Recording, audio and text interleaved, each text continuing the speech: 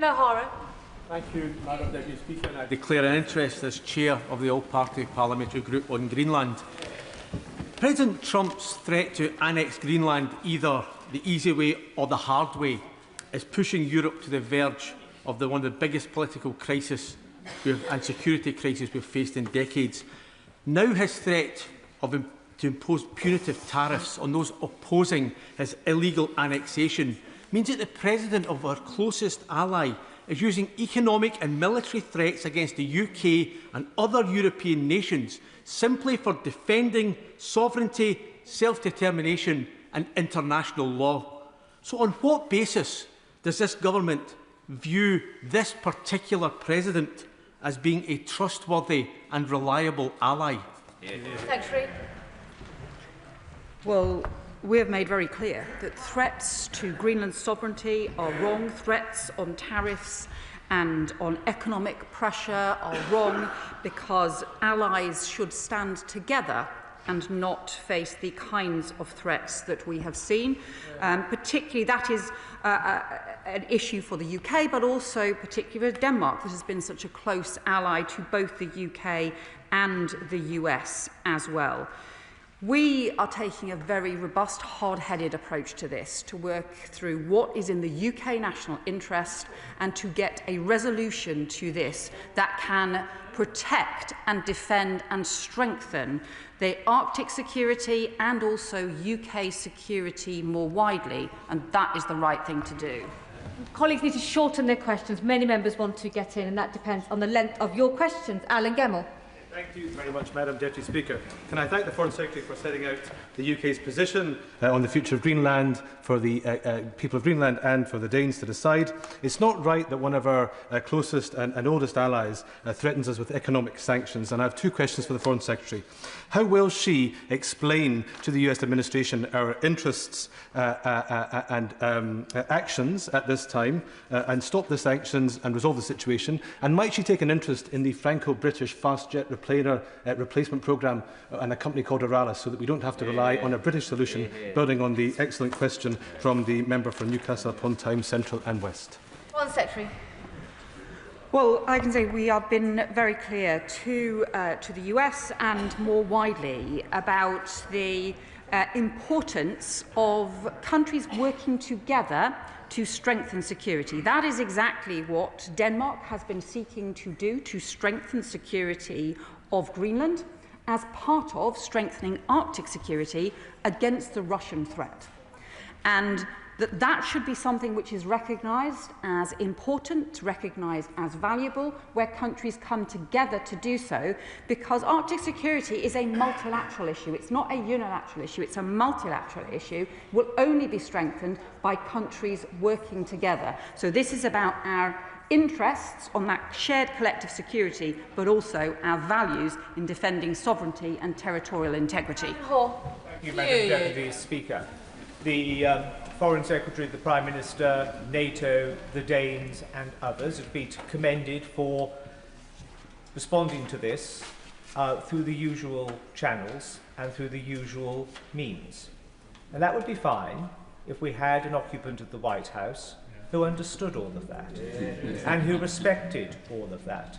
But he laughs now, not just behind his hand, but blatantly in our faces as a result of that. So whilst all of that continues, we need to try and work out what makes this man tick. He is thin-skinned, he has an ego, and he doesn't like to be embarrassed. Should the state visit go ahead this year?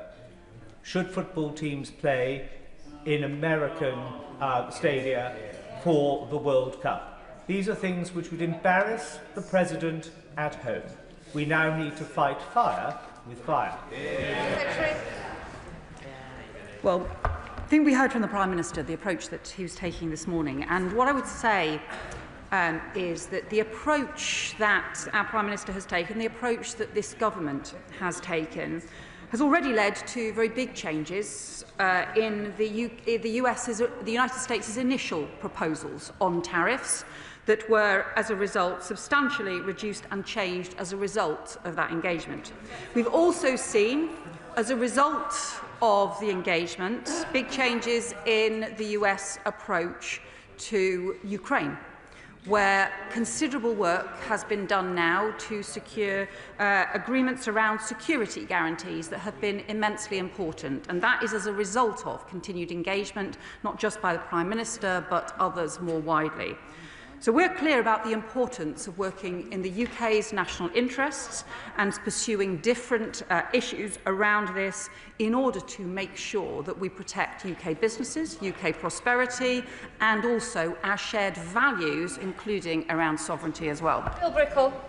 Deputy Speaker, and as a proud member of the NATO Parliamentary Assembly myself, can I thank the Foreign Secretary for her visit to our Marines at Camp Viking in Norway and her unequivocal stance on support for collective security with NATO at its heart. Now, I welcome the Rycroft review into foreign interference in our politics. So can I ask the Foreign Secretary, in the context of NATO and Arctic security, whether she agrees it's vitally important that we get to the bottom of the role that Russian money plays in trying to subvert our public discourse on these vitally important issues? Ask Nigel. Foreign Secretary. I know that honourable friend and also others have been raising this issue, particularly about the hybrid threats from Russia. So there are the direct threats that we see in the Arctic, but also these broader hybrid threats, which range from sabotage, including on undersea cables, but through to the foreign interference and information interference as well. I know that the Select Committee is doing important inquiry into this issue as well and look forward to its conclusions, but we have substantially increased UK sanctions to address some of these interference threats. Edward Morello. The post-war world order was based on the premise that like-minded Western liberal democracies would stand up for each other, that we would expand democracy wherever we saw it, that we would lower the barriers to free trade, and that through NATO we would engage in collective responsibility. An attack against one was an attack against all. It is clear that the President of the United States does not share these values. Does she not agree that the UK should be closening our military and economic bonds with European allies who do share those values? Foreign Secretary. Well, what I would say is the transatlantic security relationship of North America, US and Canada and Western Europe and the whole of Europe working together around security has been immensely important for a long time, and we still continue to have the shared interests, shared threats. For example, Arctic security is very clearly a shared security interest, but we are also strengthening our direct security and defence cooperation with Europe. That was part of the EU reset, was strengthening defence cooperation with our European allies, where we are bound by our close geography as well as our shared values and interests, and we will continue to strengthen those relationships. Bergen. Thank you, Madam Deputy Speaker. Donald Trump's appalling threats to